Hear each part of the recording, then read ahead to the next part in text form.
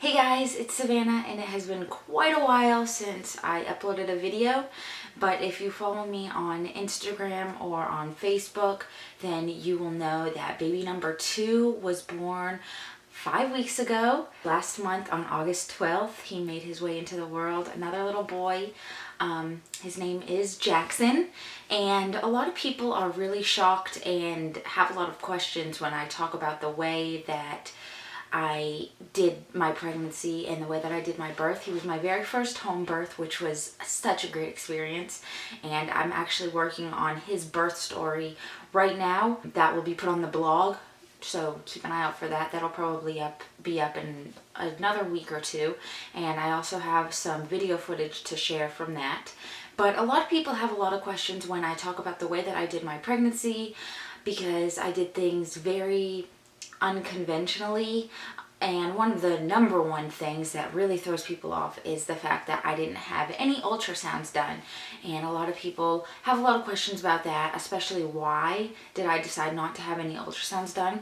And so today I decided to just make a little video going into detail about the reasons that went into my decision not to have any routine ultrasounds done. There was never really a need to, look inside and see what was going on.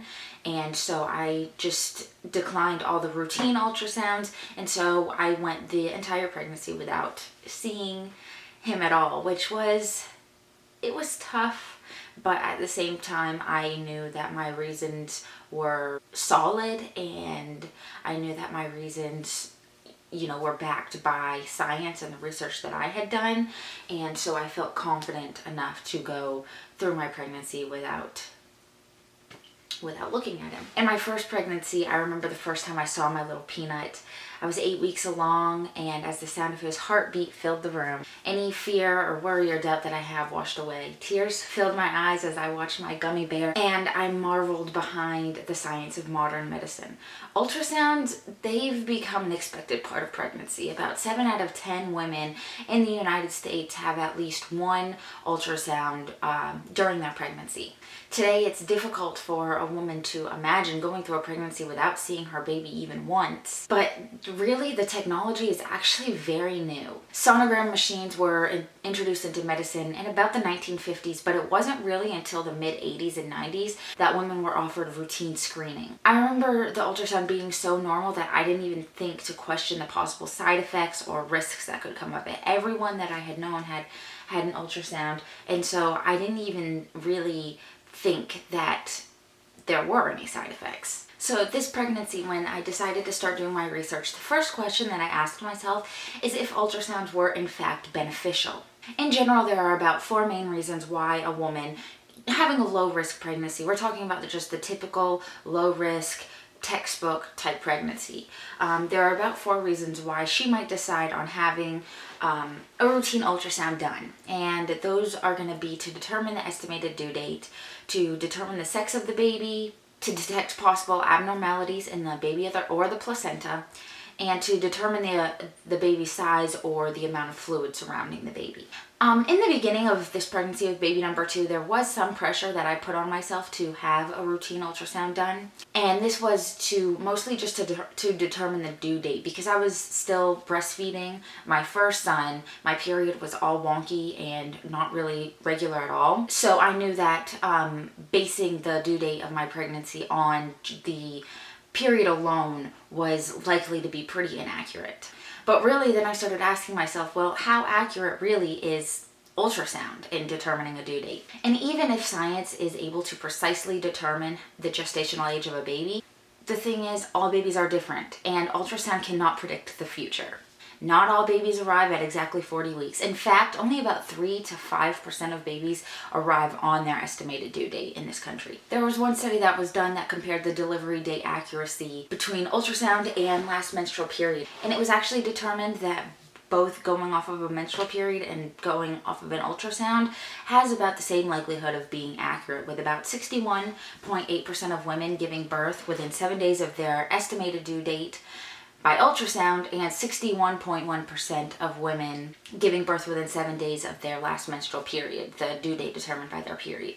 One problem that could exist when conducting routine ultrasounds to determine dating is that many women begin to cling to this due date almost as if it's fact. That's when their baby is due, that's when their baby needs to come.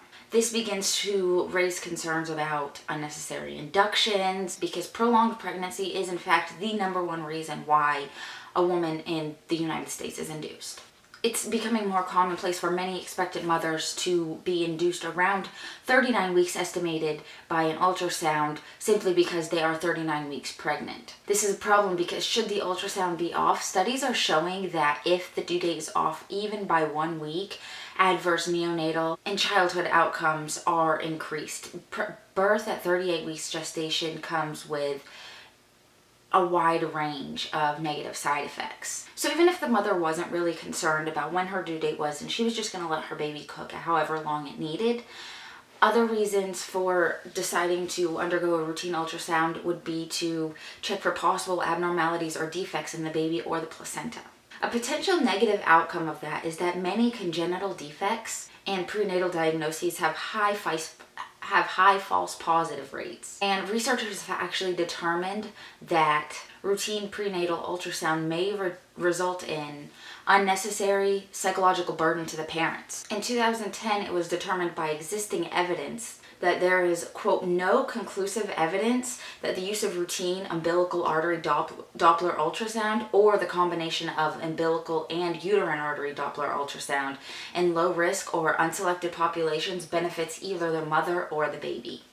In fact, one evaluation discovered that women who received uncertain diagnoses during their pregnancies necessitating ultrasound assessment could still be found possessing traits of anxiety 3 months after their babies were born. There really is just no evidence that, quote, routine ultrasound scanning in pregnancy improves the outcome. And it does not result in an increase in live births. It's becoming increasingly popular for obstetricians to offer a growth scan later on in the pregnancy, sometime during the third trimester, usually between 28 and 30 weeks. One major issue to note is that because of these ultrasounds, many women are being pressured into induction of labor because of the baby's perceived size or because of an abnormal amount of amniotic fluid.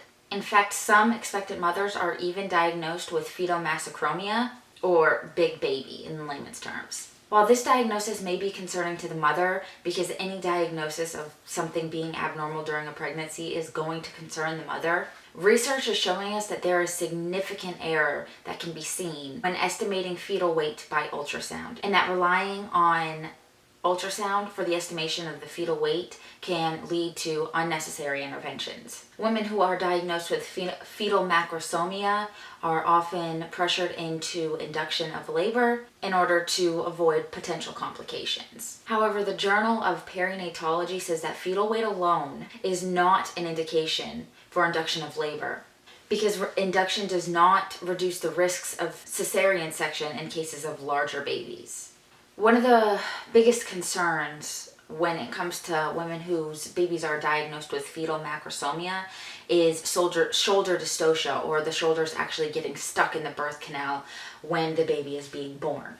But research is actually beginning to show us that it's not even the size of the baby that puts them at risk for shoulder dystocia to begin with. Rather, the number of interventions that are used during the birthing process, especially assisted delivery with either forceps or vacuum, and inducing the labor with Pitocin or some other form. Actually, each of these interventions doubles the risk of shoulder dystocia alone. And then when we're dealing with fluid levels and wanting to induce because of fluid levels, it's actually interesting because there is no universal measurement that exists of the ideal amount of fluid that should be surrounding the baby. So really, it's the operator who determines whether there is an issue or not. It's really a very subjective sort of test. The validity of these assessments is really not that well documented because, as I said before, ultrasound is kind of a new thing in pregnancy. But statistics are beginning to show that the diagnoses of these abnormal fluid levels are actually correct less than 45% of the time, which is pretty low. Less than half the women who are diagnosed with low fluid levels or high fluid levels. It's completely wrong. Sometimes though, in cases of bleeding or when medical concern arises, which does happen in pregnancy, non-routine ultrasounds are offered and even recommended, if for nothing else than to ease the anxiety of the mother. As with any medical procedure though, the risks versus benefits should be understood and weighed by the parents. Unfortunately though, many technicians are not well versed in the risks, so the patient is unable to make a completely informed decision. So now we know that ultrasound may not be as accurate as many seem to believe, but what are the actual risks associated with having an ultrasound done? Well, one of the first concerns is actually heat and sound. The FDA warns it is important to remember that ultrasound, as commonly used as it may be, is a form of energy, and it has the ability to produce the biological effects on the body, and laboratory studies have shown diagnostic levels can cause a rise in body temperature. Temperature is a very precise thing when it comes to pregnancy. The American College of Obstetrics and Gynecologists, or the ACOG, recommends that pregnant women not even spend time in a hot tub, as it could raise the body temperature to unsafe levels. Pregnant women are encouraged to keep their core body temperature below 102.2 degrees Fahrenheit, which is about 3.5 degrees above the normal body temperature. Studies have shown that this higher than normal body temperature, even as low as 101 degrees Fahrenheit for an extended period of time, can actually produce adverse effects in the developing child. The most common of these effects that the child could have are neural tube, congenital heart, and oral cleft defects. Even lengthy hot showers have been shown to produce some of these same effects. Because the fetus is actively developing and growing, it's important to understand how disturbances caused by ultrasound can affect them. When dealing with ultrasound, bone heats much more quickly than does soft tissue or even water, and evidence has shown that biologically significant temperatures increase at or near to the bone in the second trimester if the beam is held stationary for even 30 seconds. It seems that thermal concerns with ultrasound pose a higher risk during the second and third trimester, when the fetal bones are strong enough to intercept and absorb ultrasound waves. So this is especially important to note because the brain is encased in bone, and, quote, significant temperature increase can occur in the fetal brain. Ultrasound seems to be generally accepted as safe, but the fact of the matter is the effect of raised body temperature in ultrasound has never truly been examined in depth. One thing that is for sure: ultrasound devices are only getting stronger. Devices available in 1992 and before had acoustic outputs that didn't exceed 94 milliwatts per square centimeter. In the United States today, the average intensity is 720 milliwatts per square centimeter. That is literally more than 7 times stronger with no additional research. Sound waves emitted by sonogram machines reach a frequency greater than humans are capable of even hearing. So the waves themselves have been assumed safe for the fetal ear. But recent research has challenged this, with scientists discovering that an ultrasound examination could be as loud as that made by a subway train coming into the station to the developing baby. When pointed directly at a hydrophone, an ultrasound probe produced sound that registered at 100 decibels. To put that into perspective, just 15 minutes of listening to headphones at 100 decibels can produce hearing loss and damage to an adult. Imagine what it's doing to the developing ear. Even being around an idling bulldozer, which is only 85 decibels can produce lasting effects on hearing. A recent study in 2010 found that in 2005, hearing loss among adolescents had jumped 30%, with 1 in 5 teenagers suffering noticeable hearing loss. Histories of 3 or more ear infections, firearm use, and loud noise exposure for more than 5 hours of the week were factors that were accounted for and determined to have not caused this significant increase. To further expand on the potential link between hearing loss and ultrasound, one case-controlled study found an association between prenatal ultrasound and delayed speech. Researchers who conducted the study urged that if there is no obvious clinical indication for diagnostic in utero ultrasonography, physicians might be wise to caution their patients about the vulnerability of the fetus to noxious agents. There have been some studies done on humans and ultrasound in the more recent years, and the findings really aren't very convincing that routine ultrasounds are safe at all. In some studies, frequent ultrasounds have been linked to possible growth restriction. One randomized controlled study compared a group of women who received only one ultrasound at 18 weeks gestation, and then the second group received ultrasounds at 18, 24, 28, 34, and 38 weeks. Regarding growth, the difference between the two groups was of great significance. The intensive group had much higher cases of intrauterine growth restriction, or IUGR. Another study conducted in 2004 also examined the possible link between growth restriction and ultrasound and found that exposure to prenatal ultrasound does have an impact on intrauterine growth. But there was no statistical difference in measures of growth development later in life between 1 and 8 years old. So this shows that the ultrasound is actually inhibiting the growth of the babies, and then once they're out into the world and they don't have that ultrasound affecting them, they can catch back up and grow into the size that they should have been. Studies have also examined a prospective link between ultrasound and death. The study compared pregnancies that received routine ultrasound examinations and those that received care without ultrasound. In the ultrasound group, the risk of fetal death was actually 2 times higher. Out of the fetal deaths in the ultrasound group, only 1 had an abnormal ultrasound. Today, ultrasounds are so common and so accepted that a woman can literally get one done in the mall. These keepsake ultrasounds have sparked concern in the medical community, as the true risks behind these ultrasounds are greatly unknown. So because of this, the FDA actually recently issued a statement against getting these elective ultrasounds done. And they even advised against listening to a baby's heartbeat with an at-home Doppler because they're just not performed under the watchful eye of a trained professional. And the risks are just so unknown. So adding in more of these risky scans can potentially lead to problems. Another concern is that 3D and 4D ultrasounds are much, much stronger than the traditional 2D ultrasounds that are done. And the risks associated with ultrasound and these 3D and 4D scans are even more possible. But the truth still remains, ultrasounds are a very understudied medical intervention, with even less being known about the 3D and 4D scans. Ultimately though, it's up to the mother to weigh the benefits and risks to determine whether an ultrasound is the correct decision for her. One of the most important aspects, though, for that said mother is to be fully informed, and we simply don't see that today. More research most definitely needs to be done on the technology and its potential risk to a developing human.